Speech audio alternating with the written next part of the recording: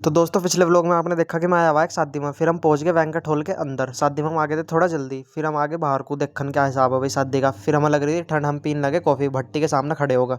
फिर खाना शुरू हुआ, रही भाई एकदम टूट पड़े। और फिर देखो पूरी भीड़ भी आ गई खाना खाने के लिए। बाहर खड़ा होगा भाई अपने भाइयों का इंतजार करने लगा क्योंकि वे आ रहे थे। यहाँ होने लग गया बरातियों का स्वागत है। फिर भाई इस भाई जब से कनेक्ट नहीं हो रहा टीवी, बहुत देर होगी मैं भी देखा। फिर भाई मनीष भाई, हिमांशु भाई और रजत भैया भी आ गए थे शादी में हमारे साथ। अब हम लेंगे पूरे मजे शादी में।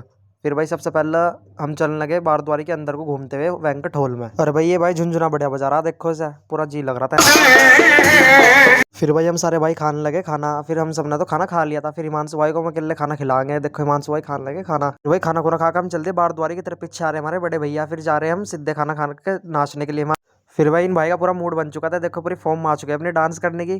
फिर भाई देखो ये इंस्ट्रक्शंस देने लगे बैंड वालों को। सार के वाला पोज मार दिया हिमांशु भाई ने।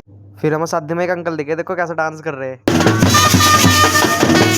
बारद्वारी खत्म हो गई थी भाई। फिर बाराती आने लगे यहाँ। फिर पैसे की डिमांड होने लगी भाई, हम तो 11,000 लेंगे। रात के 2:30 आई दुल्हन वरमाला के लिए। फिर भाई मेरी टांगों में बहुत ज्यादा दर्द हो रहा था और मुझे नींद आ रही थी पूरी। फिर हम अपनी कार में ही पड़कर सो गए। फिर पहुंच गए भाई हम अपने घर। लाइक एंड सब्सक्राइब कर दियो भाई, बिल्कुल नींद आ रही थी, परेशान हो गए थे हम बहुत ज्यादा।